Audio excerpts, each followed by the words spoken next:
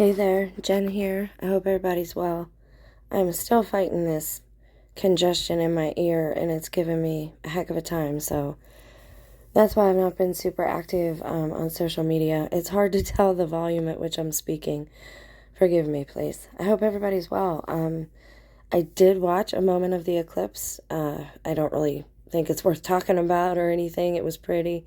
You know how I feel about it. I actually agree with Marjorie Taylor Greene. I'm not a politic. I'm not a political person. Most of the people who watch this channel understand that. So, to me, it's a sign for an evil generation, much like spoken of in the book of Jonah. I've been talking about this eclipse since the last one, and I'm glad other people are at least aware, and so maybe people will become aware of the way that we are living and start making even just the smallest of changes that they can make. That's something you can control, is whether you react, respond to situations out there. And I think we need to be more on the offensive these days and not defensive. That's why I look into things, and I would encourage you to as well. But you have to have proper discernment. You cannot just believe the way the information is fed to you and framed by the media.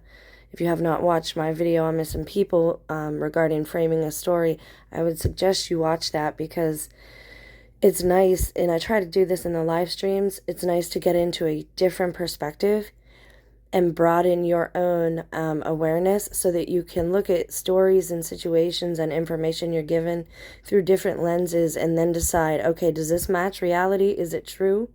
The problem today with especially a lot of atheists and this manifestation movement is that they have it backwards. They're trying to make reality match their theologies or their theories. And if your theory can't be proven out in reality, then it's not a viable theory, right? It should be chucked.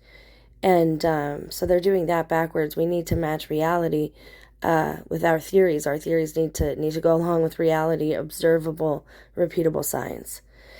And on a spiritual level, I would say the same thing. You need to understand that you can't control the free will of other beings.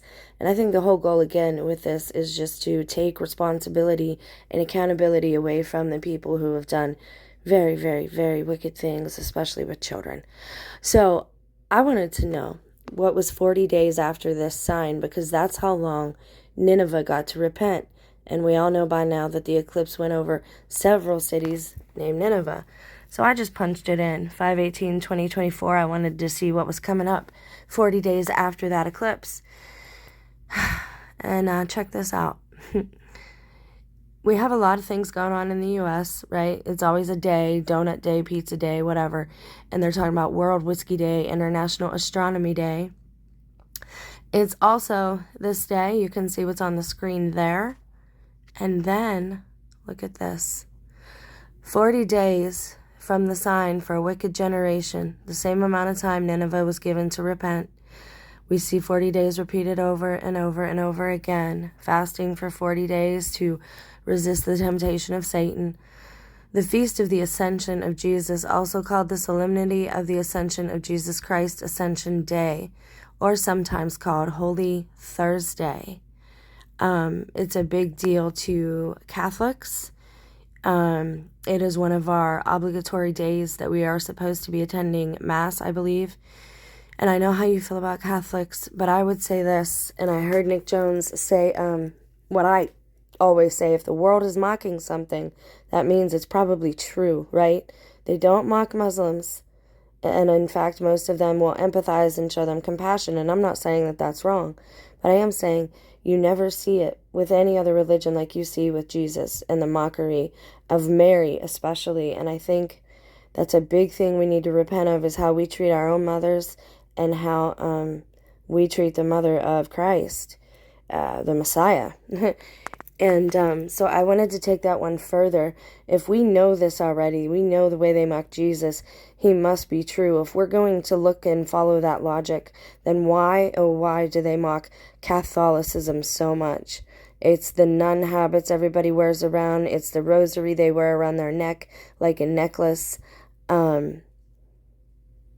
why are Catholics so mocked? And there are bad people in every institution, especially in America. And all these diseases they're making up, I'm not a doctor, this is not medical advice, disclaimers will be in the description box, but you know what I'm getting at here. They're doing damage control and trying to cover for things, and I have a feeling that things are going to start to reveal themselves now to regular folks. So stay prayed up. I pray for you. I hope you pray for me. I'm going to have a live stream here tonight or tomorrow, I hope, regarding some more information that I found in the Fibonacci tales, the angel tales, and we went over like just how weird the book itself is, and the author of the book, not weird but high strangeness, and related to El, meaning of God, angel, angelic. And so I found some more information in there regarding the bat, and we know this all started with Project Gotham and the bat, so watch for that live to come up soon as well. You guys stay blessed. In just a month here, it will be the Feast of the Ascension, when Christ went up to heaven with his new body, his glorified body, and is making a place for us. So y'all have a blessed day. I love you. Bye.